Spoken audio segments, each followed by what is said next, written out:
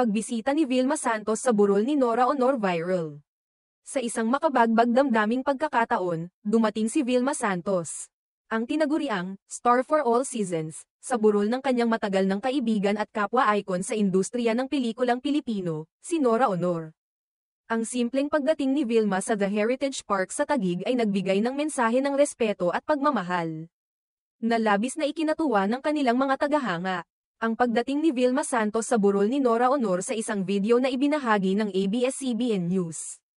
Makikita si Vilma na nakasuot ng puting long-sleeved polo at itim na pantalon, tahimik na pumasok sa memorial venue upang magbigay galang sa yumaong aktres.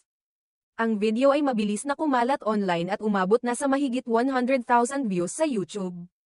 Ang mga tagahanga, na lumaki sa panahon ng makulay na kasaysayan ng pelikulang Pilipino, ay nagbigay ng kanilang mga saloobin sa comment section, ipinapakita ang kahalagahan ng sandaling iyon at ang matibay na pagkakaibigan ni Vilma at Nora noong dekada 2070 at 2080. Ang pangalan ni Vilma Santos at Nora Honor ay laging magkasama sa mga usapin ng pelikula. Ang kanilang mga tagahanga, ang Vilmanians at Noranians, ay nagkaroon ng matinding rivalry na minsan ay nagdulot ng tensyon sa pagitan ng dalawang aktres. Ayon kay Vilma, may mga pagkakataong halos hindi sila magkausap dahil sa tensyon na dulot ng kanilang mga tagahanga. Gayunpaman, nagbago ang lahat nang dumaan si Nora sa isang personal na pagsubok, ang pagkawala ng isa sa kanyang mga magulang. Dahil dito, nagpunta si Vilma upang magbigay ng suporta. At dito nagsimula ang kanilang mas malalim na pagkakaibigan. Sa kalaunan, naging magkakumare sila, na nagpapakita ng kanilang matibay na samahan. Sa kabila ng kanilang mga pagkakaiba, parehong kinilala sina Vilma at Nora sa kanilang mga kontribusyon sa sining. Noong 2017, parehong tumanggap sina Vilma at Nora ng Lifetime Achievement Award sa 33rd Star Awards for Movies bilang pagpapahalaga sa kanilang mahahabang taon ng dedikasyon sa industriya.